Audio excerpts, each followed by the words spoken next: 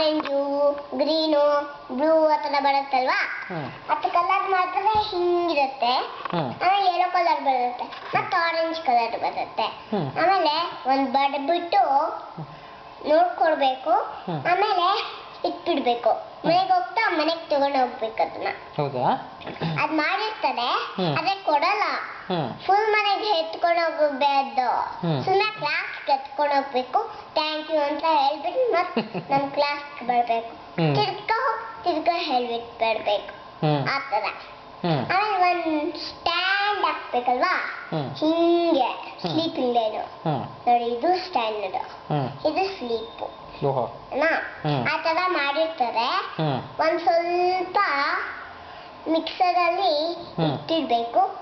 Fridge ಆದ್ಮೇಲೆ ಅಲ್ಲಿ ಆಚೆ ಇಟ್ಬಿಟ್ಟು ರೂಮಲ್ಲಿ ಇಟ್ಟಿರ್ಬೇಕು, ಅವಾಗ ಆಗುತ್ತೆ. ಅಲ್ಲಿ ಸ್ವಲ್ಪ ತೊಳೆಬಿಟ್ಟು ಮಾಡಿರ್ತಾರೆ, ಕಟ್ ಮಾಡಿರ್ತಾರೆ, ಅವಾಗ ತೋರಿಸ್ತಾರೆ.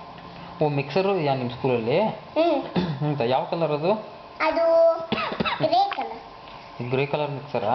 ಯಾರು ಆನ್ ಮಾಡ್ತಾರೆ ಮಿಕ್ಸರ್ ನಿಮ್ಮ ಸ್ಕೂಲಲ್ಲಿ? ಅದೇನೇ ಆನ್ ಆಗುತ್ತೆ. ಓ, ಅದೇ ಆನ್ ಆಗುತ್ತಾ? Very good. ನಮ್ಮನೆ ಅದೇ ಆನ್ ಆಗುತ್ತಲ್ವಾ, ಆ ಥರ ನಮ್ಮ ಸ್ಕೂಲಲ್ಲೂ ಇದೆ, ಆನ್ ಆಗುತ್ತದೆ. ಇದು ಅಮ್ಮ ಮಾಡ್ತಾರಲ್ವಾ, ಅಮ್ಮನೇ.